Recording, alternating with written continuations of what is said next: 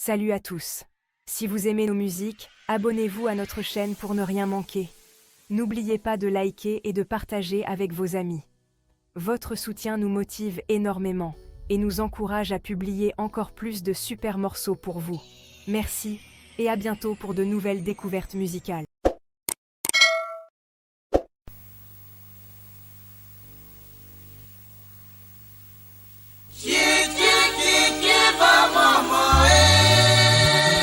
Baloko kwa yeta ayo Papa yo pesho samu wabe ayo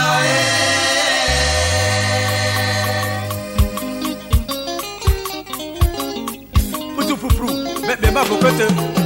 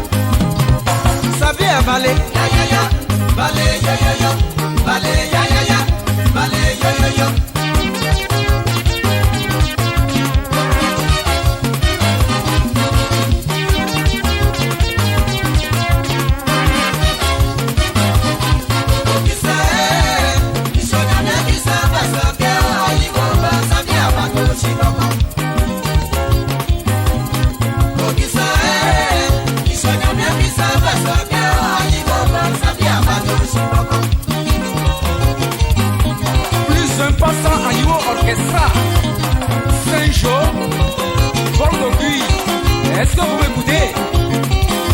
On est avec vous à Devatougou. Yapi Zimbabwe, Big Manager, la tour de contrôle. Sophie Martin, Jean-Claude Bovis. Allez, laissez tomber. Y'a rien ailleurs. Y'a fond.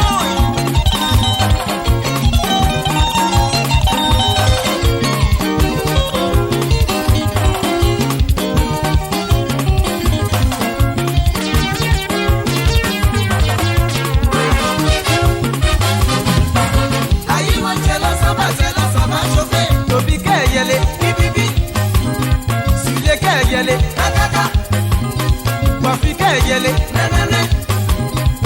Sabia Malé, yo, Malé, ya, Toto Maponzo, je vous invite au Makisato. Mon tonton, mais on va les danser à Ivo. À Ivo, c'est comme ça, à Ivo, ça va pas, à Ivo, c'est comme ça. La petite merveille n'a jamais menti, chérie, passe au coucou. Toto, ça m'a tiré, je vous invite au Makisato. Mon tonton, mais on va les danser à Ivo. À Ivo, c'est comme ça. Ça va pas, Aïgo, c'est comme ça. La petite merveille n'a jamais menti. Chérie, passe au coucou. Angie Jacob passe. Coucou. Docteur Adjare mon passe. Coucou. Osama Bélier, chérie, passe où? Marie-Michel, chérie, passe au coucou. Simabwe Yapi, chérie, passe où? Yapi au continent, allez, passe au coucou. Aïssa Bélissa, chérie, passe où? Justine, chérie, passe au coucou. Atou Moïse, chérie, passe où? Atou Bolete, allez, passe au coucou. Dans ce petit matin, c'est où chérie, passe où? Atou Chibé, chérie, passe où? Prenez Yami Gema, chérie, passe où? Yabo Bedachila, chérie, passe où? Sabia Balé, yo. Sabia Balé, yo.